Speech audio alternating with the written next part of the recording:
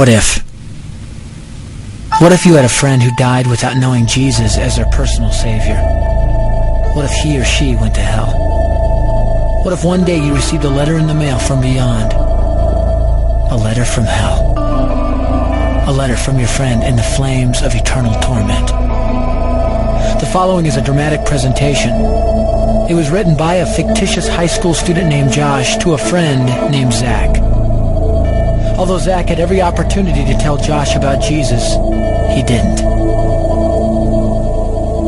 They were best friends. They played soccer together, they went to classes together, they partied together, they shared their lives with each other. But there was one thing Zach held back from Josh: his personal relationship with Jesus Christ. The rest of the story is simple and sad.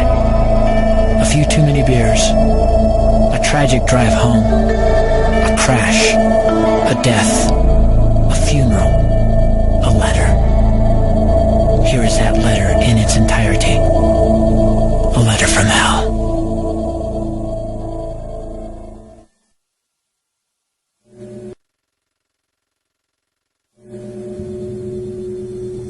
Dear Zach, I died today. It's a lot different than I expected.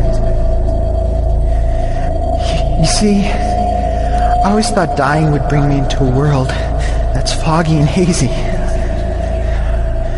But this place is crystal clear. It's even more real than my life on Earth. I can think. I can talk. I can even feel. Right after the wreck, I could feel my spirit leaving my body. It was the weirdest thing, Zach. I thought I heard you screaming out to me, man. I must have been just imagining things. At first, I was just standing in line, getting registered, I guess. They asked me for my name and began to look in this thing they called the Book of Life. I guess they couldn't find it, though, because this huge angel standing next to me grabbed me by the arm and started dragging me away. I was terrified. I had no idea what was going on. I asked the angel where he was taking me, but he didn't answer. So I asked him again. Finally, he told me that only those whose names were written in the Book of Life could enter into heaven. And the rest would be condemned to hell forever. Man, I was scared. The angel threw me into some kind of holding cell where I've been sitting and thinking for a long, long time. Do you want to know what I've been thinking about? I've been thinking about you. Zach, you're a Christian. You told me so yourself. I mean, we talked about it 3 different times today. Kelly brought it up, and you laughed it off.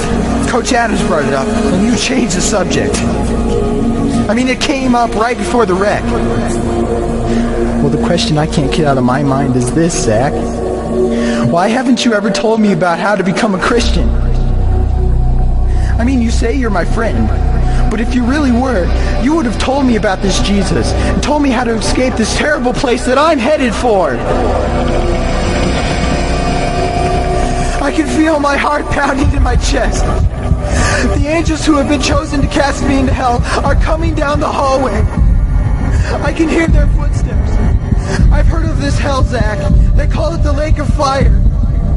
I can't stand it, Zach. I'm terrified. No, the angels are at the door. Oh no.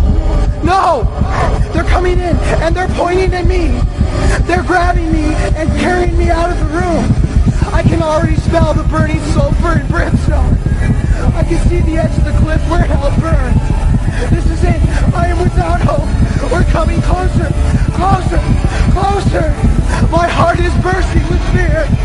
They're holding me over the flames. I'm damned forever. This is it. They have thrown me in. Fire. Pain. Hell. Why, Zach? Why didn't you ever tell me about Jesus?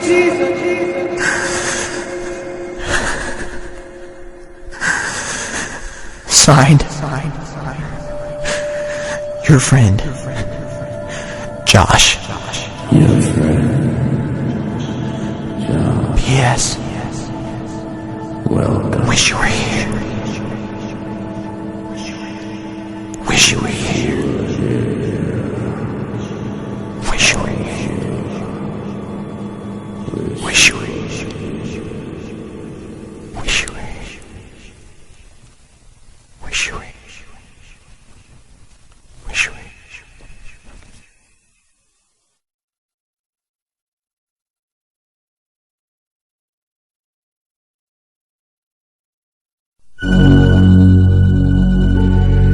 Don't bother me. Don't bother me with souls to save. I have my own agenda. There's school to do, sports to play, important stuff to attend to. Don't bother me with my friend at work. He's got his own religion. I don't have time to change his mind. He'll make his own decision. Don't bother me with that little girl, the girl playing in the street. She's much too young to understand that the Savior she can meet. Don't bother me with the sounds I hear, the sounds of people shrieking, although I wonder who they are. Who are these victims screaming? Don't bother me with who they are. I really don't want the blame. 'Cause it's my friend at work and that little girl who from hell scream out my name. But don't bother me.